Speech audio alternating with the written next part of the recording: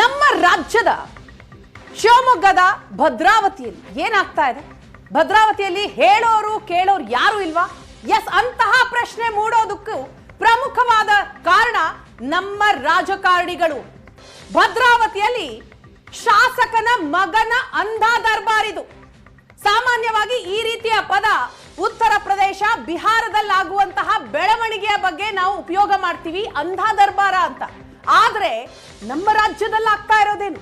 ಅದರಲ್ಲೂ ಶಿವಮೊಗ್ಗದ ಭದ್ರಾವತಿಯಲ್ಲಿ ಆಗ್ತಾ ಇರೋದೇನು? ಪೊಲೀಸ್ ಇಲಾಖೆ ಏನ್ ಮಾಡ್ತಾ ಇದೆ?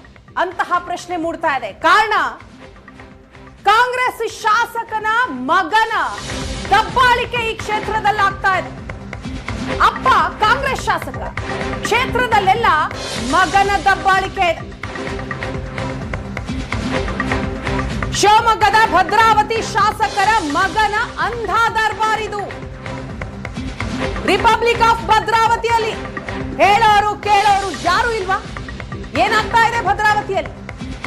ಮುಖ್ಯಮಂತ್ರಿ ಹಾಗೂ ಉಪಮುಖ್ಯಮಂತ್ರಿಗಳು ನೋಡ್ಲೇಬೇಕಾದಂತಹ ಸ್ಟೋರಿ ಇದು.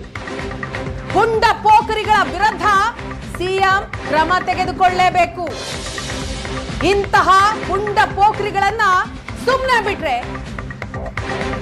ನಾವು ಸಮಾಜಕ್ಕೆ ಕೊಡುವಂತಹ ಸಂದೇಶ ಏನು? ಹಾಗಾಗಿ ನಮ್ಮ ರಾಜ್ಯದ ಮುಖ್ಯಮಂತ್ರಿಗಳು, ಉಪಮುಖ್ಯಮಂತ್ರಿಗಳು ನೋಡ್ಲೇಬೇಕಾದಂತಹ ಸುದ್ದಿ ಇದು. ಇಂತಹ ಪುಡಾರಿಗಳಿಂದಲೇ ಸರ್ಕಾರಕ್ಕೆ ಕೆಟ್ಟ ಹೆಸರು ಬರ್ತಾ ಇದೆ. ಇದನ್ನ ಸರ್ಕಾರ ಹೇಗೆ ಸಹಿಸಿಕೊಳ್ಳುತ್ತೆ? ಭದ್ರಾವತಿ ಶಾಸಕ ಬಿಕೆ ಸಂಗಮೇಶ ಪುತ್ರ ಬಸವೇಶನ ದಾದಾಗಿರಿ ಕ್ಷೇತ್ರದಲ್ಲಿ ಹೇಗಿದೆ ಅನ್ನೋದನ್ನ ತೋರಿಸ್ತೀವಿ. ಮರಳು ದಂಧೆ ತಡೆಯಲು ಹೋದಂತಹ ಮಹಿಳಾ ಅಧಿಕಾರಿಗೆ ಅವರು ಬಳಸುವಂತಹ ಪದ ಎಂತಹ ದಬ್ಬಾಳಿಕೆ! ಮಹಿಳಾ ಅಧಿಕಾರಿಯನ್ನೇ ನಿಂದಿಸಿದ್ದಾರೆ ಶಾಸಕನ ಮಗ. ಅವಾಚ್ಯ ಶಬ್ದಗಳಿಂದ ಬಾಯಿಗೆ ಬಂದಂತೆ ಬೈದಿದ್ದಾರೆ. ಭದ್ರಾ ನದಿಯ ತಟದಲ್ಲಿ ಅಕ್ರಮ ಮರಳು ಗಣಿಗಾರಿಕೆ ನಡೀತಾ ಇತ್ತು. ಭಾನುವಾರ ಮಧ್ಯರಾತ್ರಿ ಈ ಒಂದು ಸಂದರ್ಭದಲ್ಲಿ ಗಣಿ ಇಲಾಖೆಯ ವಿಜ್ಞಾನಿ ಅಧಿಕಾರಿ ಜ್ಯೋತಿ ಅವರು ದಾಳಿ ಮಾಡ್ತಾರೆ.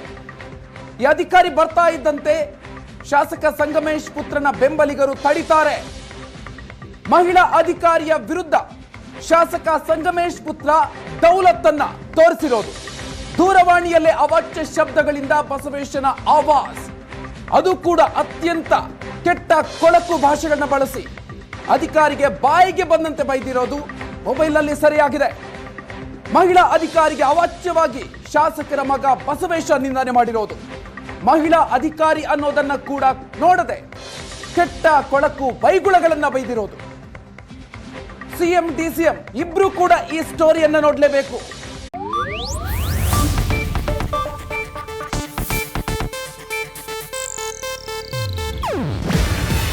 ಇದು ಏಷ್ಯಾನೆಟ್ ನ್ಯೂಸ್ ನೆಟ್ವರ್ಕ್ ಪ್ರಸ್ತುತಿ. ನೀವು ನೋಡ್ತಿದ್ದೀರಾ ಏಷ್ಯಾನೆಟ್ ಸುವರ್ಣ ನ್ಯೂಸ್.